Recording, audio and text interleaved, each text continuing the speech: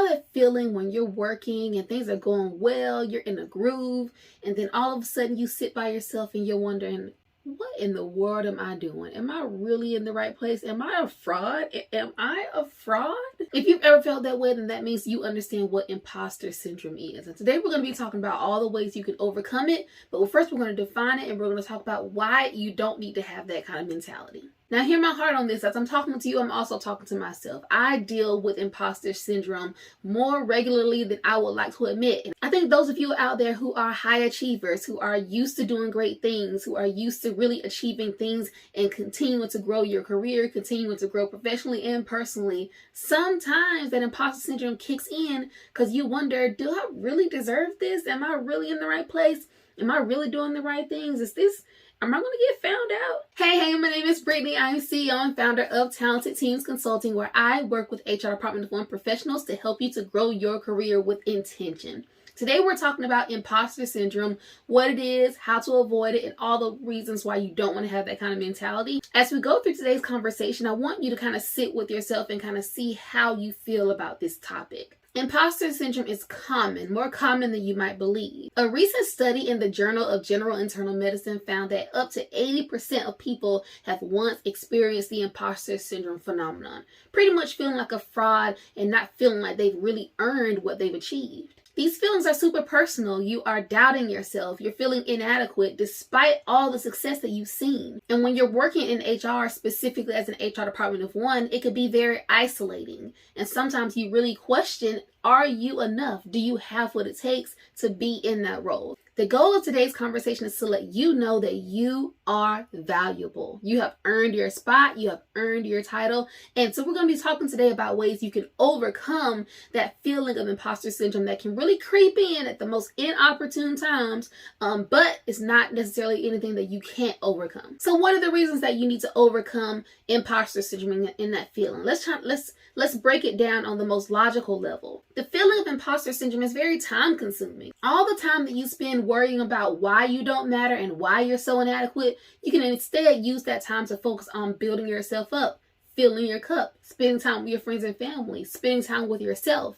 Oftentimes when you're going over this never-ending cycle and this brain exercise of taking all your time worrying about all these things, it's typically a manifestation of stress or, like you said before, feeling inadequate. As you grow in your career and as you grow personally as well, the focus should always be moving forward. The focus should always be progress. If you spend too much time looking back, worrying about things that have already happened, things that cannot change whether you do anything about it anyway, you're going to waste your time. Logically, we can understand that feeling like an imposter is just time consuming and it's really not worth it. In addition to it being time consuming, it's really draining. Your energy is zapped when you are focusing on all the things that you cannot change, all the things that you think might be true, but it's not necessarily reality. And later on in this conversation, we're going to be talking about ways to overcome these feelings, overcome this feeling of inadequacy. But what we're talking about right now is how can you logically put your mind around why you should avoid feeling like an imposter and feeling inadequate. Those times when imposter syndrome kicks in, it breaks your momentum. You're in the middle of something, you're really doing something great, and then that voice in the back of your mind comes in and it's making you question, are you really doing what you should be doing? Are you going to be found out? And believe me, I have struggled with these feelings of inadequacy, of self-doubt, and all of the things. Going back to the start of my HR career, I was working under the leadership of an HR leader. I was an intern and she was the HR manager, senior HR manager. During those first 2 years with her, I felt like everything was gravy. Everything was cool because I had someone to rely on. But once her situation changed and I ended up being in a department by myself, I completely doubted myself. I was like, what in the world? There's no way they can keep me here. And I talked about this a little bit in a prior video. And I knew at that time, or I felt at that time, that there was no way I could do this job. Now looking back 14 years later, I cannot believe the success that I've seen in my career. But the first thing that I had to change was my mindset. This is one of the reasons why I'm creating this YouTube channel here, because I understand that one of the biggest points of breakthrough for me was changing the way that I thought about things. So in HR, the things that you do are the things that you do. The people that you serve are the people that you serve. But the one thing that you can always control is the way you think about things. And I want to remind you, be that constant reminder in your ear, dueling that other voice in your head to let you know, like, hey, you matter. The work you do is impactful. You have the control over your career. You can go as far as you want to go. I'm a living testament that it does not matter where you started in your career.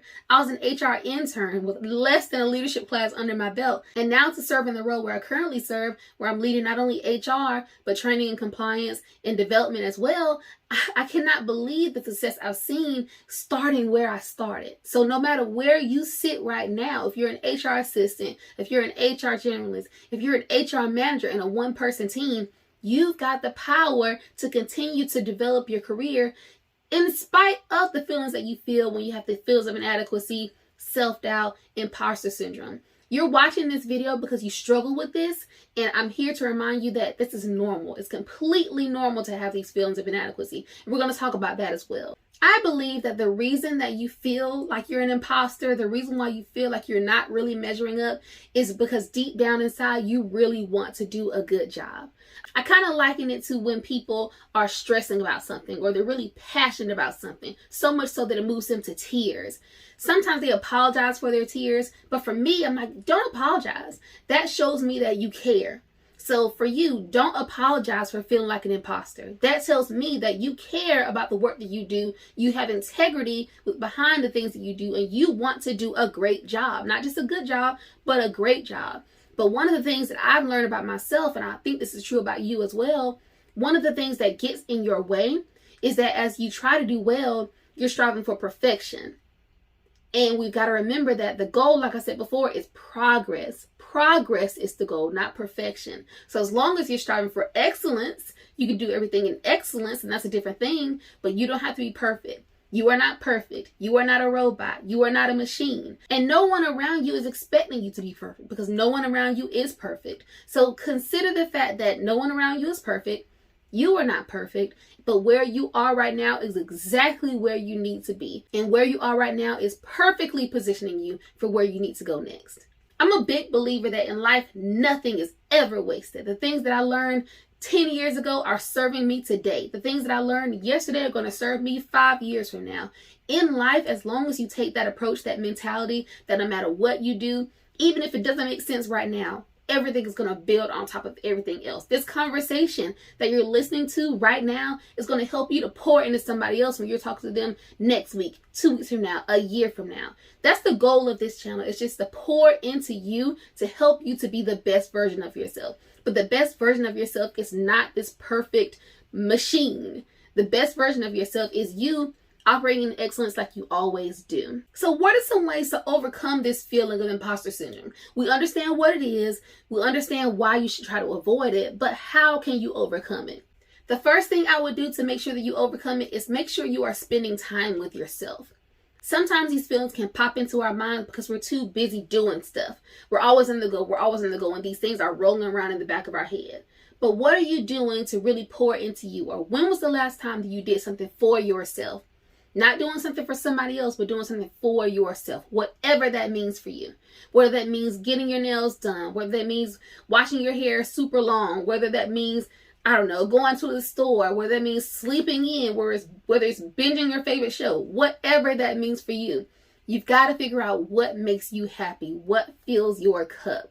The more you sit with yourself, the more you learn yourself, the more you'll tune into what's important to you, and you will value your internal feelings. You'll understand, you'll sit with yourself and get to know yourself so well that you have no choice but to speak positively to yourself. If you think about it, the way we speak to ourselves sometimes on the inside, we don't have to even say it out loud. But the things that we tell ourselves on the inside, sometimes we would never say that to somebody else.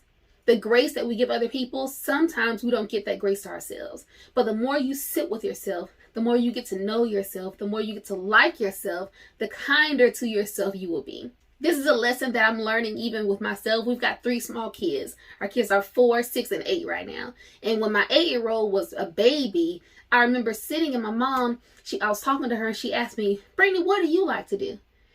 And I could not tell her. I had nothing to say that I did. Everything that I like to do either involved being a wife or involved being a mom or involved being an HR manager. I think that's what I was at the time. Or involved being a member of my church. It was always involving somebody else. There was nothing that I could name in that moment that told her what I like to do for myself.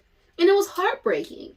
It was really, really heartbreaking. So I realized at that time, all those years ago, that something had to change, something had to shift, and I had to realize, like, if I want to be around physically for my kids, for my family, for my job, for whatever, I've got to be whole. And it's not fair for them to get what's left of me. They've got to get the full me. And the only way they can do that is if I take care of myself. In addition to spending time with yourself, understanding what fills your cup, talking to yourself well, you should also surround yourself with a positive and supportive network of people. So that could be a network in your family, that could be your spouse, your kids, depending on how old they are, your parents, your siblings. It could be your friends, it could be your work family, it could be your mentors.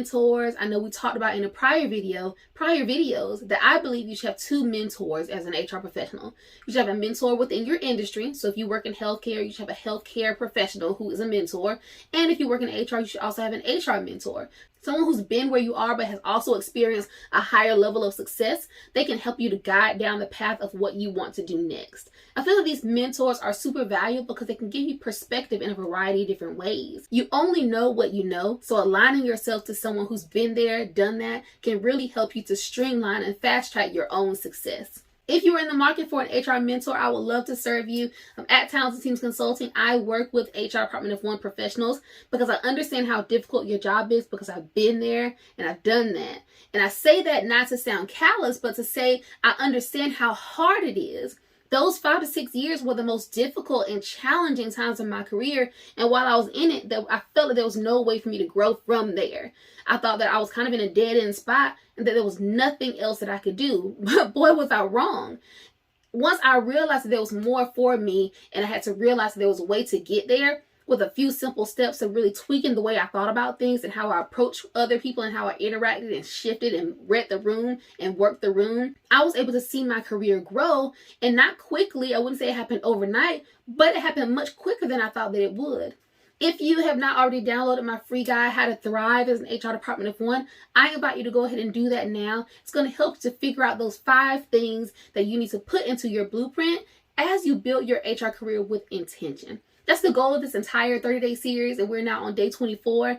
As this series ends, I hope you're able to get value from it. Go back through it again, take notes, and figure out what do you need to focus on at this stage in your career. Because where you are right now is not going to be where you are 3 months from now, because it's not where you were 3 months ago. So you've got to continuously get better. Remember, progress is always the goal, not perfection. Something that really, really served me well at the start of my career, or when I say start of my career as an HR Department of One, so that was really 2 years into my HR journey, I kept a running list of my accolades and my attaboys. So for example, if I received an email and someone was raving over something I did in the email, saying something like, Brittany, this was awesome, or you did a great job on this, or I don't know how I could do it without you, I kept a list of those. I kept those saved in a special folder in my email. And it sounds weird, but I needed that at the time because I needed to know that I was on the right path. I needed to know that I was doing the right things and that others around me felt that I was doing the right things. At that time in my career, I was super young, I was super green, and any point where someone was really affirming that I was doing the right thing, I latched onto that and I needed that. And I cannot even remember when I stopped doing it. It happened so gradually. I don't remember when I stopped doing it, but every now and then I'll go back to that folder in my email because I still have it, and I'll see the emails that I was saved. And it's so fulfilling and it's so reassuring to look at it now, even all these years later, because I see what I needed at that time. If that's what you need at this time in your career where you are, that is completely fine. Keep a list of things that you've done. Keep a folder of the people telling you that you're doing a great job in your career. Keep a list of the things that you're doing that you didn't think you could do. Keep a list of the goals that you've accomplished that you didn't even know how you were going to get done. All these things are going to keep your cup filled and going to help you to speak to that imposter in your head that's telling you that you're not doing the great things that you are doing. You've got to remember that you are on the right path. Everything that you're doing is setting you up for success, and you're watching a video like this because you are interested in seriously considering making sure that you are building your career with intention. As we wrap up this conversation, I hope it's been helpful for you. I hope you've gotten value from it, and I hope that you can talk to yourself more positively tomorrow than you did yesterday, understanding that imposter syndrome is completely normal. It's not anything that you're going to get rid of overnight.